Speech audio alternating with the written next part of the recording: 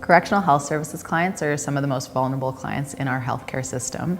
The coroner's report looked at 1,800 overdose deaths in an 18-month period. One of the key findings of that was that 66% of those clients who deceased had had contact with the correctional system.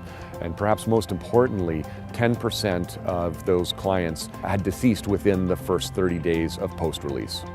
Addressing addictions in a prison setting is probably easier than what you would think, because everybody's already in the facility, and in the facility we have services like counselors, we have psychologists, we have physicians, we have nurses, and we can provide treatment. My worry is when people are released from prison.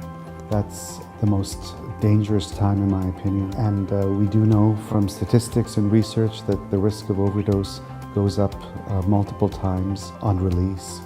One of the things for clients that we know is the strong pull of social connections. So when somebody's leaving, it's pretty easy to get back into the old patrons. When you're coming out of prison, it's an incredible challenge. There's a lot of anxiety involved.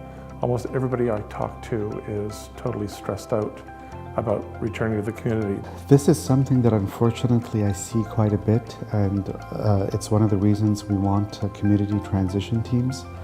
And just that one ride from the prison to home, there could be many things along the way that could increase cravings, that could cause anxiety. My role and the role of the peer support worker that I'm going to be matched with or teamed with will be to help men and women leaving prison, returning to the community, connect up with a pharmacy, with a doctor, with a counselor if they want to pursue counseling, and with a methadone or Suboxone clinic so that they can continue with that part of their treatment plan. The peer support worker will have lived experience with an addiction issue in their own background, and that's a personal experience that they can share with the people we want to serve. A lot of people think that addiction is a weakness of the mind, but it's quite the opposite of that. Addiction is an illness much like any other illness. It's like asthma or diabetes or high blood pressure. It's a disease that can get worse, it can get better, but invariably it needs to be treated. There are many things that can lead to using substances.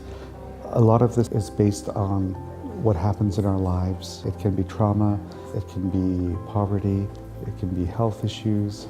We can't see the trauma that they've experienced. We can't see some of the childhood events that might have occurred in their past. We can't see some of the social determinants that have impacted their health and the direction that their lives have taken.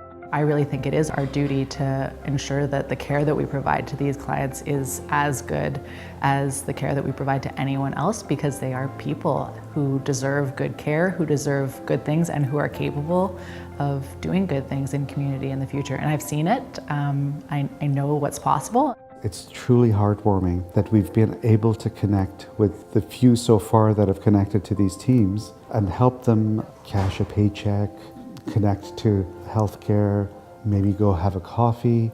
These things are things that help engage patients in treatment and continue on their journey of recovery.